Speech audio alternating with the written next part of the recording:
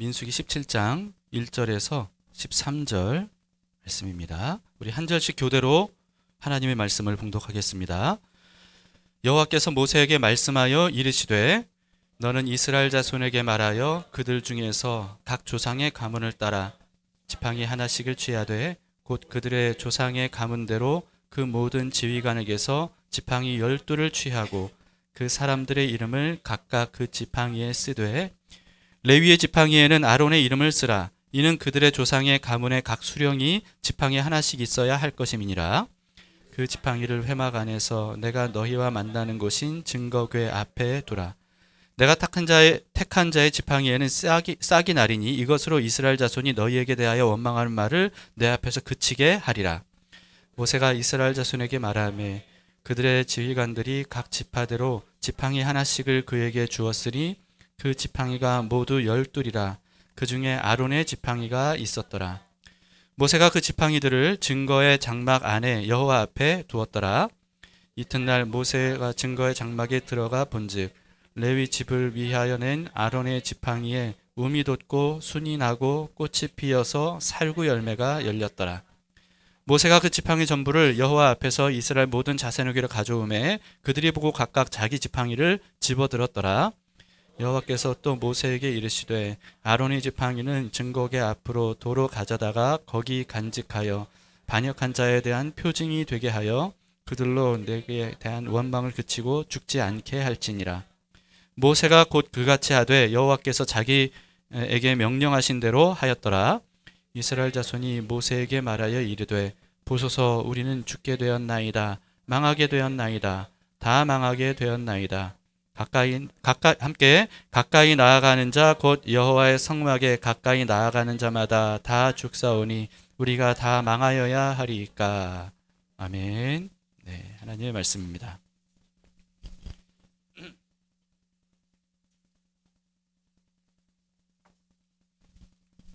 오늘 본문은 아론의 지팡이에서 하루 만에 싹이 나고 꽃이 피고 심지어 열매까지 맺힌 아주 놀라운 기적을 기록하고 있죠. 그런데 이 성경에 하나님께서 행하신 기적은 그냥 사람을 놀라게 하는 어떤 그 마술 같은 어떤 그런 것만이 아니고요. 반드시 거기에 뭔가가 더 중요한 메시지가 담겨 있는 표적이다 라고 하는 사실을 우리는 절대 잊지 말아야 됩니다. 그래서 기적 자체에만 집중할 게 아니라 이 기적이 도대체 뭘 의미하는가 라고 하는 표적으로서 우리가 볼 수 있어야 되는 거죠.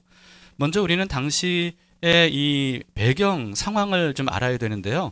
지난 한 주간 여러분 매일 성경 큐티를 잘 하셨는지 모르겠는데 쭉 다 읽으신 분들은 스토리가 기억이 날 겁니다. 16장에서 레위 지파인 중에 한 명인 고라라고 하는 사람이 여러 사람들과 함께 이 당을 짓고 세력을 모았어요. 그리고는 이스라엘의 지휘관 250명까지 다 자기의 수하로 이렇게 딱 자기 편으로 만든 다음에 모세와 아론에게 몰려가서 이제 모세와 아론을 쫓아내려고 한 그런 사건이 있었죠. 16장 3절에 이렇게 되어 있습니다.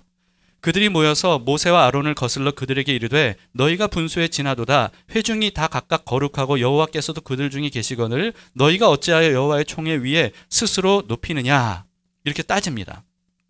이 말만 보면 참 맞는 말인 것처럼 보이지만 사실은 그게 아니죠. 모세와 아론은 스스로 자기를 높여서 이스라엘의 지도자가 된 게 아니었습니다. 하나님께서 모세와 아론을 선택하셔서 하나님이 지도자로 세우신 거죠. 그런데 이 고라 일당은요, 사실이 아닌 얘기들을 통해서 백성들을 선동을 했고요. 그럼으로써 모세와 아론을 억지로 몰아내고 자신들이 그 지도자의 자리에 오르기를 원했습니다. 우리는 이 고라 일당의 이 모습과 이 말들을 통해서 알 수 있는 게 뭐냐 하면요. 이 고라 일당은 하나님이 세우신 직분에 대해서 계급과 서열로 여겼다는 거예요. 직분을 계급과 서열로 여기게 되면 반드시 어떤 일이 일어나냐 하면 권력 다툼이 일어나게 됩니다. 이 세상의 조직사회는요, 이같이 이 계급과 서열, 이걸 너무나도 당연하게 여기는 시대잖아요. 그러다 보니까 어디를 가든지 이 권력 다툼이 있어요. 경쟁을 정말 치열하게 하는 거죠. 그런데 이와 같은 모습이 교회 공동체마저 일어나게 되면 그러면 하나님께서 원하시는 공동체가 될 수가 없는 겁니다. 그런데 안타깝게도 오늘날 교회 공동체마저도 이와 같이 직분이 계급화, 서열화된 지 굉장히 오래되어 버렸어요. 이 교회는 사실 세상의 어떤 조직과도 다른 하나님 나라라고 하는 이 정체성을 가지고 그 모습을 만들어 가야 되는데, 그렇지 않고 이 세상과 별반 다르지 않은 이 계급화 서열화를 통해서 이 아귀다툼, 알력 싸움이 일어나는 이와 같은 공동체가 되어 버렸다는 거죠.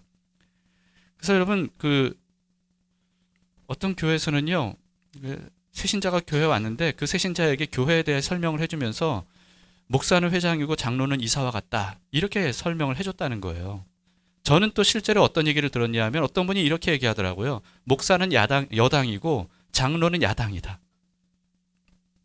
이런 식으로 이 교회를 이해를 하기 때문에 이 교회 문제가 끊이지를 않는 겁니다. 세상과 다르지 않은 똑같은 이 조직체가 돼버리는 거죠.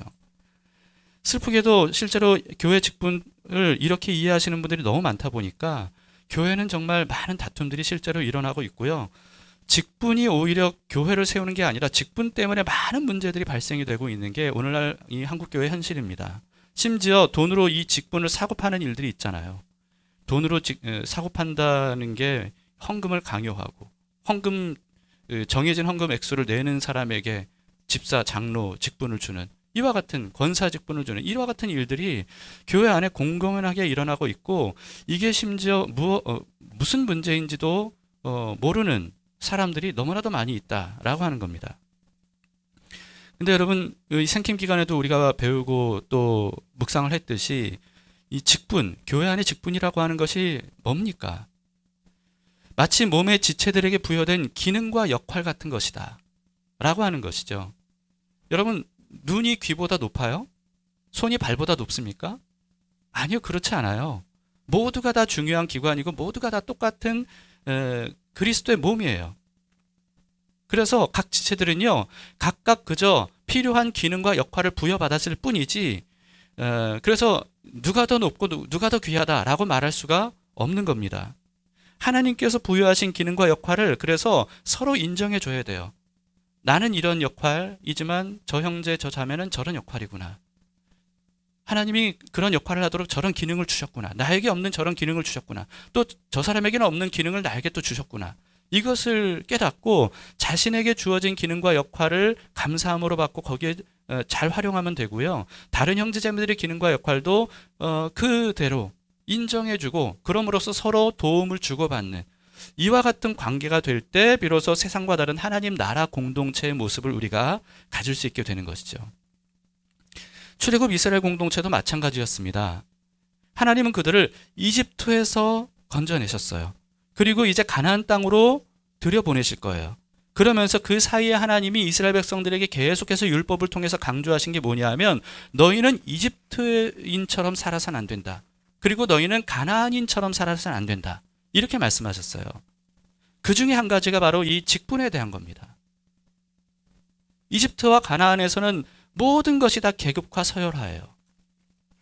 그러나 하나님께서는 하나님의 공동체는 그런 것이 아니다 라고 하는 것이죠. 하나님이 부여하신 기능과 역할에 대해서 서로 인정하고 받아들이고 존중하고 그리고 서로에게 그 기능과 역할을 따라 도움을 주고받는 아름다운 공동체, 이게 바로 하나님께서 원하시는 공동체라는 겁니다.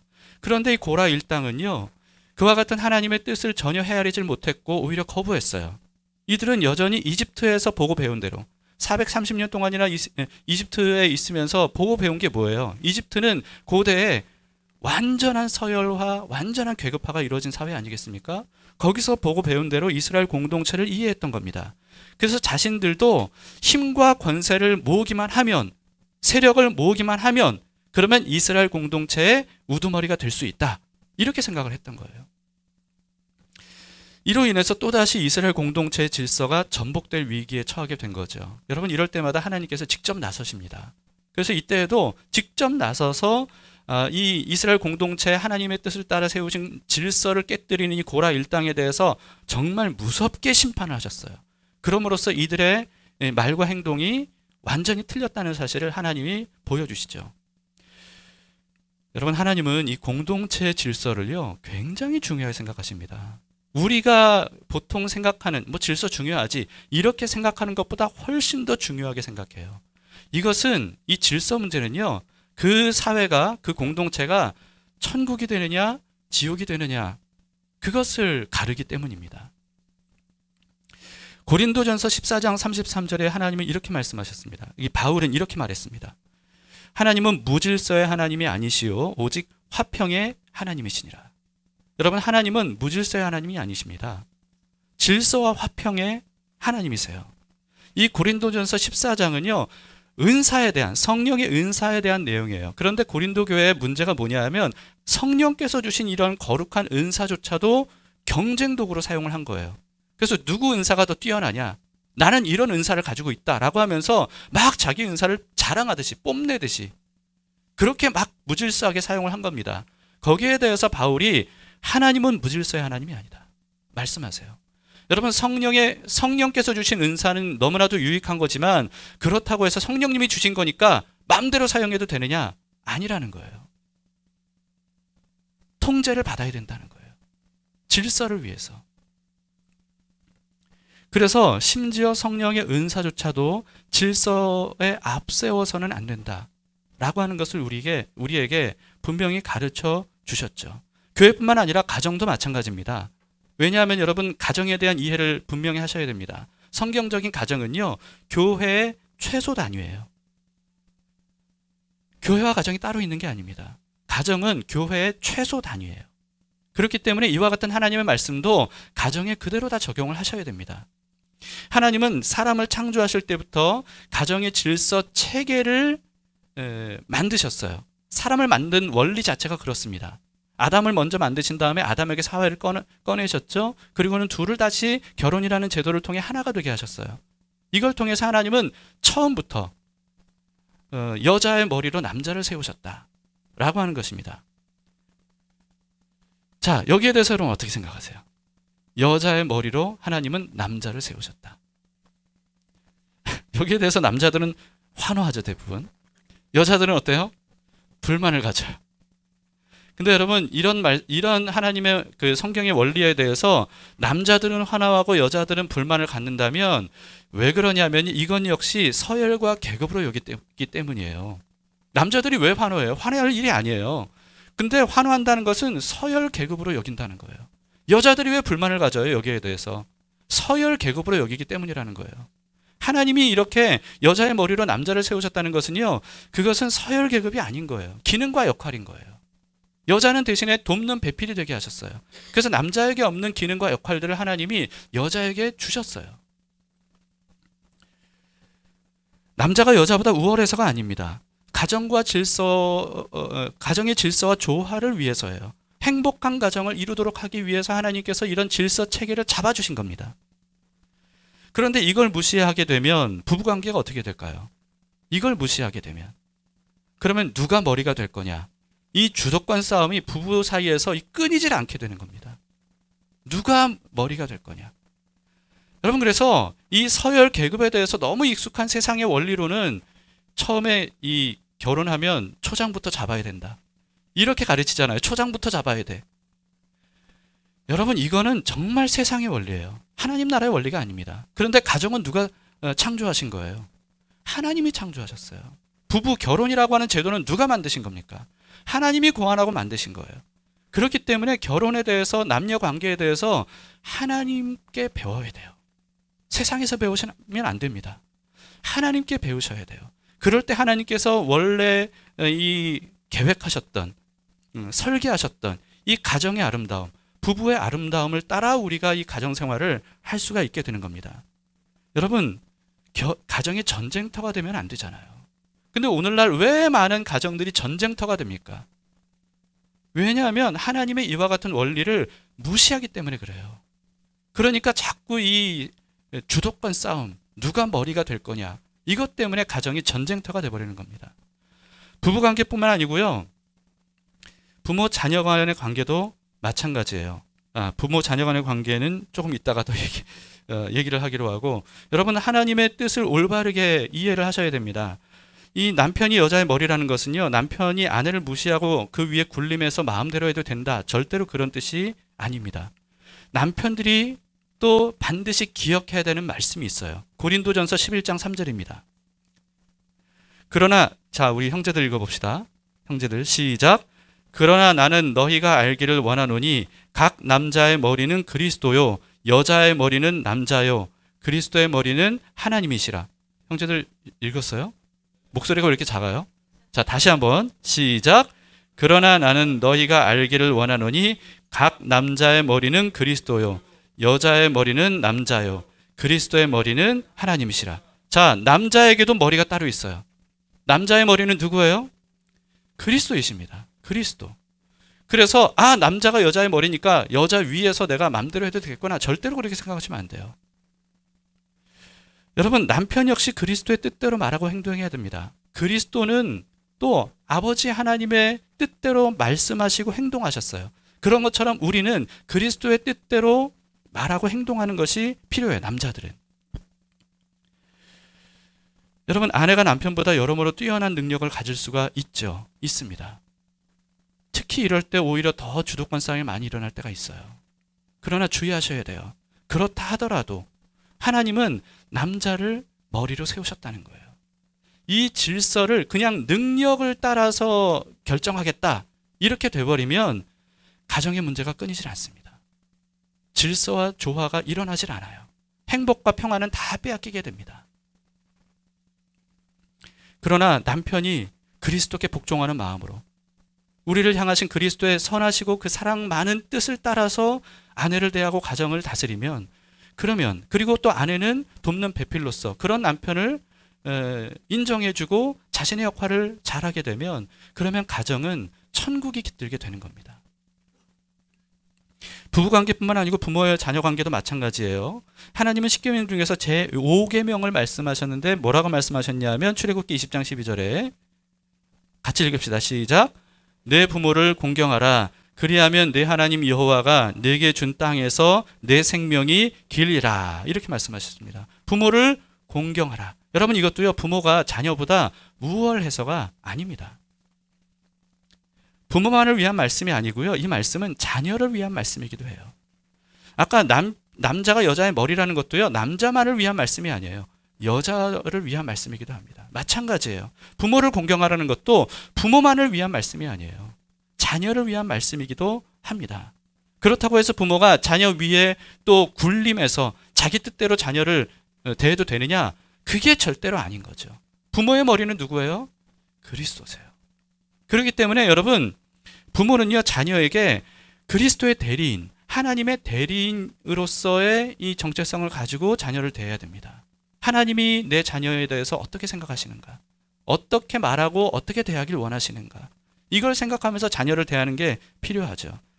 자녀 역시 부모를 공경하라는 하나님의 뜻에 이 하나님 앞에 이 순종하는 마음, 순종하는 믿음으로 부모를 대해야 됩니다. 그렇지 않으면 가정은 어떻게 될까요? 부모 자녀 관계도 이와 같이 부모를 공경하라 라고 하는 이 말씀을 그냥 무시해버리면 그러면 그 역시도 가정의 혼돈과 싸움과 불행을 겪을 수밖에 없다라고 하는 것이죠.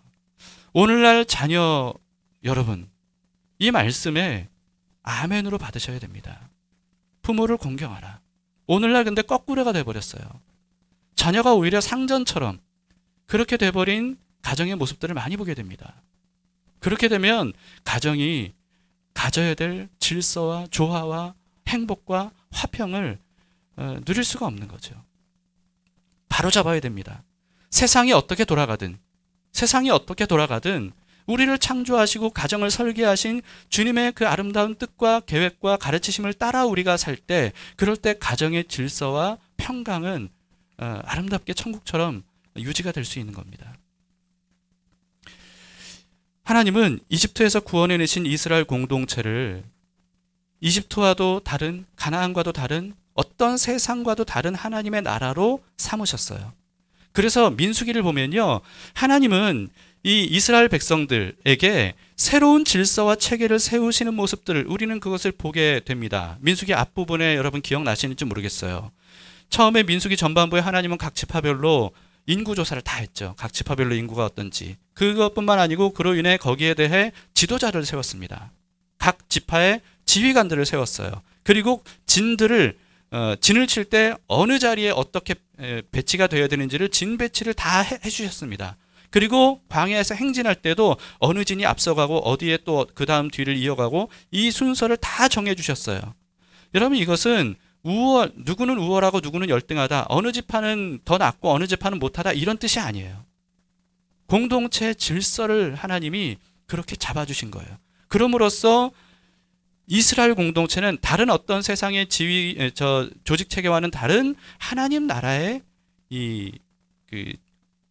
천국을 이루는 공동체가 될 수 있도록 하나님이 그렇게 하신 겁니다.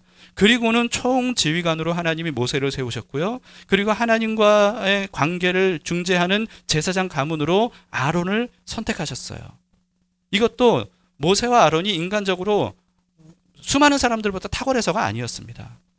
하나님은 그와 같이 그들을 부족하지만, 연약하지만, 똑같은 사람이지만 그들을 세우심으로써 이 공동체의 질서를 세우셨던 겁니다. 그런데 여기에 대해서 고라 일당이 반기를 들고 질서를 파괴하려고 한 거예요. 하나님은 절대로 그 질서를 파괴하지 못하도록 그들을 무섭게 심판하셨습니다. 그런데 백성들은 이와 같은 하나님의 뜻을 이해하지 못했어요. 그래서 이 사건에 대해서 오히려 모세와 아론을 원망하면서 공격했습니다. 여기에 대해서 하나님은 또다시 이들에 대해서 무서운 징계를 내리셨어요. 전염병으로 이들의 생각이 틀렸다는 사실을 알려주셨어요. 급하게 모세와 아론이 중재 역할을 했지만 이미 14,700명이나 되는 사람들이 희생된 후였습니다. 대참사가 일어난 거죠. 이 일 후에 오늘 본문으로 이어지는 거예요. 여러분, 하나님은 다시는 이와 같은 불행한 사건이 일어나지 않도록 하기 위해서 오늘 본문에 이와 같은 기적을 일으키셨던 겁니다. 모세에게 하나님이 말씀하셨어요. 각 지파별 지휘관들의 이 지팡이를 다 이렇게 취하라는 거예요. 그래서 12지파니까 총 12개의 지팡이를 취하는데 그 중에 레위 지파의 지팡이에는 아론의 이름을 쓰도록, 그래서 각 지파에는 각 지휘관의 이름을 쓰고 레위 지파의 지팡이에는 아론의 이름을 쓰도록 했습니다. 그리고 이 지팡이 12개를 지성소 안에 있는 증거궤 앞에 다 두라고 이렇게 말씀하셨어요. 5절을 보세요. 내가 택한 자의 지팡이에는 싹이 나리니 이것으로 이스라엘 자손이 너희에게 대하여 원망하는 말을 내 앞에서 그치게 하리라. 여러분, 지팡이 이거는요, 오랫동안 손때가 묻도록, 심지어 맨들맨들해질 정도로 그렇게 가지고 다니던 거였어요. 근데 여기에 싹이 난다는 거예요. 그러니까 있을 수 없는 일이죠. 이건 물리, 어떤 화학, 생물학 법칙에 다 어긋나는 말 그대로 기적인 거예요. 그런데 하나님이 그 일을 하시겠다는 겁니다. 모세가 그 말씀대로 다 지팡이를 걷어가지고 증거궤 앞에 뒀습니다. 그런데 다음날 놀라운 일이 벌어졌죠. 싹이 난 정도가 아니에요. 8절을 보세요. 이튿날 모세가 증거의 장막에 들어가 본즉 레위 집을 위하여 낸 아론의 지팡이에 움이 돋고 순이 나고 꽃이 피어서 살구 열매가 맺혔더라. 하루 만에. 여러분, 싹이 조금 난 정도가 아니에요. 아예 꽃까지 피고 열매까지 맺힌 거예요. 이 한글 성경에는 살구 열매라고 되어 있는데요. 원래 원어는 아몬드입니다. 이 아몬드가 우리나라에 알려지기 전에 번역된 거라 비슷한 살구로 번역이 됐는데 원래는 아몬드예요. 여러분, 의심할 여지 없이 오래전에 죽은 나무 막대기에 불과한 이 아론의 지팡이, 여기에 생명이 돌아온 겁니다. 마치 오래전부터 땅에 깊숙이 뿌리를 받고 이 생명을 흡수한 그런 나무처럼 그렇게 열매까지, 아몬드 열매까지 맺은 거예요. 이걸 통해서 하나님은요, 아론을 대제사장으로 선택하셨다는 그 사실을 확실히 증명해 보여주셨죠. 하나님은 각 지휘관들에게 지팡이를 다시 돌려주도록 하셨지만, 그러나 아론의 지팡이만은 도로 증거궤로 가지고 가서 증거궤 안에 넣어서 보관하라고 명하셨습니다. 10절을 보세요. 여호와께서 또 모세에게 이르시되 아론의 지팡이는 증거궤 앞으로 도로 가져다가 거기 간직하여 반역한 자에 대한 표징이 되게 하여 그들로 내게 대한 원망을 그치고 죽지 않게 할지니라. 자, 근데 아론의 지팡이를 증거궤 안에 넣어둔 거 아니겠습니까? 근데 여러분, 증거궤 보신 적 있으세요? 실제로 보신 적은 없죠. 사진으로 보신 적 있으십니까? 증거궤 별로 크지 않습니다. 길이가요, 불과 2.5 규빗이니까 이걸 환산하면 여기까지 여기를 45cm를 쳤을 때 112cm에 불과해요, 길이가. 112cm. 근데 두께까지 생각하면 그 내부는 뭐 한 1m 정도밖에 안 되는 거죠. 근데 그 내부의 길이의 1m 정도밖에 안 되는 거기에 들어갈 정도의 길이인 거예요. 이 지팡이가. 그러니까 우리가 생각할 때 영화를 보면 뭐 모세의 지팡이 보면 막 2m 넘는 막 굉장히 위에 막 멋있고 막 이런 그런 지팡이가 아닌 거예요. 양칠 때 들고 다니는 막대기. 그런 겁니다. 맨들맨들한. 노인들이 짚고 다니는 그런 지팡이. 1m 정도면요. 정말 얼마 길이가 안 되는 거예요. 정말 볼품없는 짧은 막대기에 불과했습니다. 여러분 이게 뭘 의미하겠습니까? 하나님이 아론을 선택하셨지만 아론도 마찬가지로 다른 사람들과 똑같은 이 아몬드 지팡이에 불과하다는 거예요. 그 자체로는 생명을 가질 수 없는 보잘것없는 아론이 바로 그런 존재라는 겁니다. 그런데 중요한 건 뭐예요? 하나님이 그런 아론을 선택하셨다는 거예요. 대제사장으로. 이게 중요하다는 거죠. 아론의 지팡이에 하루 만에 싹이 나고 심지어 열매가 맺힌 것. 여러분 굉장히 놀라운 기적 아니겠습니까? 그런데 초반에 제가 말씀드렸죠. 하나님께서 행하신 기적은 그 기적 자체만을 위한 게 아니에요. 표적이라는 겁니다. 반드시 그걸 통해 뭔가 메시지가 있다는 거예요. 그렇다면 이 아론의 싹난 지팡이의 메시지가 뭐겠느냐? 라고 하는 거죠. 그 의미를 알려면요. 하나님께서 광야에 계시는 동안에 이스라엘 백성들을 인도하실 때 그들에게 베푸신 기적들을 보면 알 수가 있어요. 여러분 이스라엘 백성들이 출애굽을 할 때 어떤 일이 일어났죠? 어떤 기적을 통해 하나님이 출애굽을 가능하게 하셨습니까? 물론 이집트에서 탈출하는 것 자체가 기적이에요. 그런데 그 결정적인 계기가 유월절 어린 양의 피로 주님께서 그 일을 하셨잖아요. 단지 어린 양을 죽여서 문틀에 발랐을 뿐인데 죽음의 사자가 그 집은 넘어가고 그럼으로써 절대로 벗어날 수 없을 것처럼 보였던 이집트의 소나기에서 이스라엘이 구원을 얻은 거예요. 이건 놀라운 기적입니다. 그런데 여러분 이 사건의 메시지가 뭐예요? 유월절 어린 양의 피가 구원한다. 바로 십자가에서 유월절 어린 양, 바로 유월절에 죽으신 예수 그리스도의 피가 인류를 구원하는 방법이다 라고 하는 것을 알려주는 사건이었습니다. 또 그 외에도 이집트에서 가나안까지 들어갈 때까지 하나님께서 행하신 기적들도 마찬가지예요. 40년간 하나님은 불기둥과 구름기둥으로 이스라엘 백성들을 인도하셨습니다. 여러분 한 백성의 입장에서만 보지 마시고요. 거시적으로 한번 보세요. 불기둥, 구름기둥이 광야에서 앞서가면 이스라엘 백성들이 거기를 따라가는 거예요. 이게 어떤 모습과 비슷하냐면요. 목자가 지팡이를 들고 앞서가면 양들이 그 뒤를 졸졸졸졸 따라가는 그런 형상 아니겠습니까? 여러분 하나님은 성경에 선한 목자로 묘사가 됩니다. 목자는요. 양들을 인도해요. 인도할 뿐만 아니라 보호합니다. 하나님은 불기둥과 구름기둥을 통해서 하나님이 바로 선한 목자이심을 드러내셨는데요. 예수님께서 뭐라고 말씀하셨습니까? 내가 바로 그 선한 목자다. 이렇게 말씀하셨어요. 그리고 선한 목자는 양들을 위해 목숨까지 바친다. 라고 말씀하셨고 실제로 그렇게 하셨죠. 예수 그리스도를 상징하는 겁니다. 또 40년간 이스라엘 백성들은 광야에서 뭘 먹고 살았습니까? 만나 먹고 살았습니다. 여러분 그런데 이 만나는 하나님의 말씀을 의미해요. 그럼과 동시에 말씀 그 자체이신 예수 그리스도를 의미합니다. 예수님은 자신에 대해서 말씀하셨어요. 내가 바로 생명의 떡이다.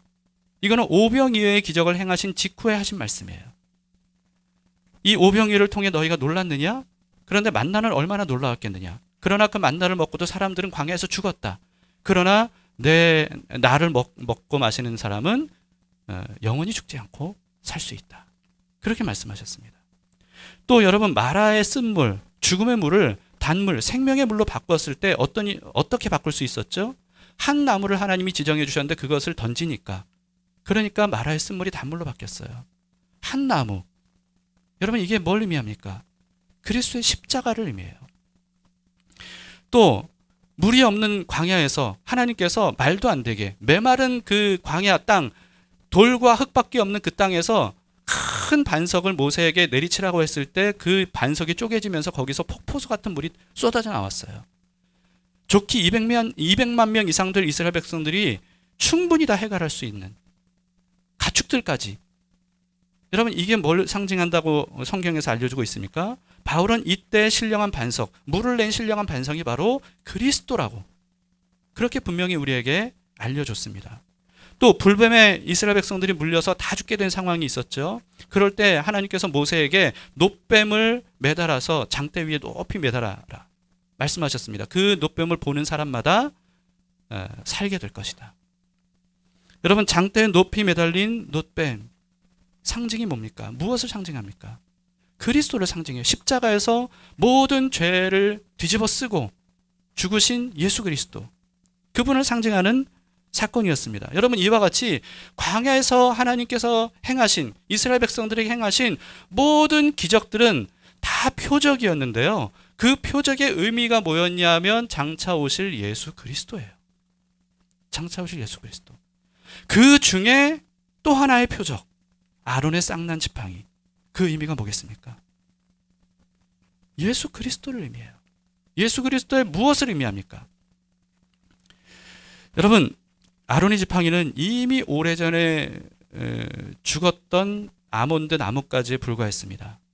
1m도 채 안 될 정도의 볼품없는 손때 묻은 나무 지팡이, 나무 막대기였어요.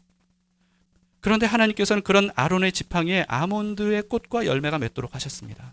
완전히 죽어버린 나무, 오래전에 죽어버린 나무 막대기, 회생 가능성이 없는 나무 막대기에 생명력을 불어넣으신 거예요. 여러분, 이것은 흠모할 것이 전혀 없는 볼품없고 수치스러운 모습으로 십자가에서 죽으신 예수 그리스도께서 하나님의 권세와 능력으로 다시금 부활하신 사건을 의미하는 겁니다. 다시 살아날 가능성이 전혀 없는 십자가 형틀에서 완전히 죽은 그 예수, 3일, 이 3이라고 하는 숫자는 완전수예요. 3일 동안 무덤에 계셨던 예수님께서 안식일이 지난 하루 만에 이전과 비교할 수 없는 몸으로 부활하신 사건입니다. 이를 통해 하나님은요, 아론을 대제사장으로 삼으셨음을 이 쌍난 지팡이를 통해서 확실하게 선포하셨던 것처럼 예수 그리스도를 부활케 하심으로써 아론 위에 유일한 큰 대제사장으로 예수 그리스도를 세우셨음을 선포하신 사건입니다. 히브리서 4장 14절에 이렇게 해설하고 있어요. 그러므로 우리에게 큰 대제사장이 계시니 승천하신 이 곧 하나님의 아들 예수시라. 우리가 믿는 도리를 굳게 잡을지어다. 여러분, 우리가 믿는 도리가 뭐예요? 예수님께서 부활하셨다는 겁니다. 부활하신 예수님이 아론 위에 큰 대제사장으로 하나님이 세우신 분이다. 이것을 믿는 것이 바로 우리가 믿는 도리인 거죠. 예수님은 하나님과 우리 사이에 완전히 막힌 담을 허물어 주심으로써 둘 사이를 중재해 주신 분입니다. 이게 대제사장의 역할이에요. 죄인과 하나님, 거룩하신 하나님 사이를 중재하는 역할. 그런데 예수님께서 바로 그 일을 하신 분이고 유일한 구원자이시고 유일한 중재자이시다 라고 하는 것이죠. 누구도 그 역할을 대신할 수 없어요. 누구도 아론의 가문이 선택된 그 역할을 대신할 수 없는 것처럼 누구도 예수 그리스도의 역할, 그 능력, 그 역할을 대신할 수 없습니다. 그래서 예수님께서 말씀하셨죠. 나로 말미암지 않고는 아버지께로 갈 자가 없다. 이렇게 말씀하셨어요. 예수님 외에는 그 중재 역할, 완전한 중재 역할, 사실은 아론의 가문, 대제사장들도 하지 못했던 그 역할을 예수님께서 하시는 분이라는 거예요. 예수님의 부활은 아론의 쌍난 지팡이처럼 이 사실을 확증해 주신 사건이었습니다. 또 여러분, 하나님은 아론의 쌍난 지팡이를 증거궤 안에 두라고 말씀하셨잖아요. 근데 증거궤 안에 이미 두 가지가 있었어요. 첫째는 뭐냐 하면 십계명 두 돌판, 그리고 두 번째는 만나를 담은 항아리. 이 두 가지가 있었습니다. 근데 만나는 말씀, 하나님의 말씀이자 예수 그리스도를 상징한다는 것을 이미 말씀드렸고요. 이 십계명의 두 돌판은요, 율법을 의미하죠. 율법. 근데 예수님께서 이렇게 말씀하셨습니다. 마태복음 5장 17절에 내가 율법이나 선지자를 폐하러 온 줄로 생각하지 말라. 폐하러 온 것이 아니요 완전하게 하려 함이라. 예수님은 율법을 완전하게 하시는 분이세요. 율법 위에 계신 분이라는 거죠. 율법을 완성시키기 위해서 오신 분이세요. 그래서 여러분, 우리는 하나님께서 증거궤 안에 보관하게 하신 이 세 가지, 아론의 쌍난 지팡이까지, 이 세 가지가 모두 다 예수 그리스도를 상징한다는 것을 알 수가 있습니다. 그렇다면 오늘 본문을 통해서 우리가 또 하나 알 수 있는 게 뭐겠습니까? 하나님께서 예수 그리스도를 교회의 머리로 세우셨다. 이것을 부활로 확증해 주셨다라고 하는 거예요. 계속해서 반역을 저지르는 이스라엘 백성들에게 하나님이 다시는 그들이 그와 같은 잘못을 범하지 않도록 하기 위해서 아론의 지팡이를 싹이 나고 열매를 맺게 하셨어요. 마찬가지입니다. 예수 그리스도께서 교회의 머리로서 모든 질서 체계를 바로잡는 분으로 하나님이 보내셨기 때문에 그 사실을 입증해 주시기 위해서 죽은 지 사흘 만에 부활하게 하신 거예요. 부활은 예수께서 교회의 유일한 머리이시라는 사실을 입증해 주는 사건입니다. 그래서 하나님은 변화산에서 이렇게 말씀하셨습니다. 마가복음 9장 7절에 마침 구름이 와서 그들을 덮으며 구름 속에서 소리가 나되 이는 내 사랑하는 아들이니 너희는 어떻게 하라고요? 그의 말을 들으라. 왜요? 왜냐하면 예수님을 교회의 머리로 세우셨으니까. 그 몸의 지체들인 성도들, 그리스도인들, 우리 모두는 목사, 장로 할 거 없이 다 누구나 다 그리스도의 말씀을 들어야 되는 겁니다. 그럴 때 교회 공동체의 질서와 체계가 잡히고 하나님의 나라로서의 기능을 교회가 감당할 수 있게 되는 겁니다. 여러분, 이와 같이 하나님께서 세우신 질서를 무시하고 경쟁을 통해서 누구든지 교회의 머리가 될 수 있다. 이렇게 생각하면요, 교회는 세상과 다를 바 없는 또 다른 계급과 서열의 전쟁터가 될 수밖에 없습니다. 그런데 안타깝게도 오늘날 교회가 이와 같은 일들이 얼마나 많이 일어나고 있습니까? 교회가 쪼개지는 이유가 뭐예요? 대부분 이런 권력 싸움이에요. 서열 싸움입니다. 서로 성도들이 경쟁하고 당을 짓고 네 편 내 편을 가르고. 여러분, 이렇게 되는 것은 하나님 나라 공동체의 원리가 아닌 거예요. 하나님은 그 천국의 질서, 교회 공동체와 하나님 나라의 질서를 잡기 위해서 심지어 예수 그리스도를 십자가에서 죽게 하셨어요. 그런데 이것을 얼마나 가볍게 생각하고 쉽게 깨뜨리는지 모릅니다. 이건 너무나도 안타까운 모습이고, 이것은 예수님을 다시 십자가에 못 박는 잘못을 저지르는 겁니다. 여러분, 우리는 교회에 대해서, 그리고 그리스도의 교회에 대한 역할에 대해서 분명한 이해, 성경적인 이해를 가지고 있어야 돼요. 그럴 때 교회를 교회답게 할 수 있고요, 가정을 가정답게 세울 수가 있는 겁니다. 누구나 교회의 머리가 될 수 있는 게 아닙니다. 하나님은 오직 예수 그리스도만을 교회의 머리로 세우셨어요. 그래서 모든 그 몸의 지체들, 성도들이 오직 그리스도의 머리 되신 그리스도의 명령 체계를 따라서 각각 움직일 때 온 몸이 조화롭고 질서 있게 서로를 사랑하고 섬기는 그와 같은 공동체로서 세워지는 거죠. 이럴 때 교회는 세상에서는 찾아볼 수 없는 천국의 모습을 갖추게 되는 겁니다. 이제 말씀을 마치겠습니다. 여러분, 아론의 쌍난 지팡이를 통해서 이스라엘 공동체가 하나님 나라로 질서와 화평을 확고히 세우기를 하나님은 원하셨습니다. 그 모습을 통해서 하나님은 부활하신 예수 그리스도께서 그와 같은 일을 하도록 우리에게 보내신 거예요. 부활하심으로써 예수님이 바로 그 역할을 하실 유일할 분이라는 사실을 우리에게 증명해 주셨습니다. 이와 같은 하나님의 선하신 뜻을 우리가 깊이 헤아리고 깨달아서 내 생각과 다를지라도, 내 감정과 다를지라도, 내 계획과 다를지라도, 나는 주도권을 잡고 싶다 할지라도, 그렇더라도 그 모든 주권을 주님께 내려놓고 주님께서 우리를 향해 세우신 귀하고 아름다운 선하신 뜻과 계획을 따라 우리가 순종하면, 그러면 가정도 교회도 아름답게 변화가 되리라 믿습니다. 함께 자리에서 일어서시겠습니다.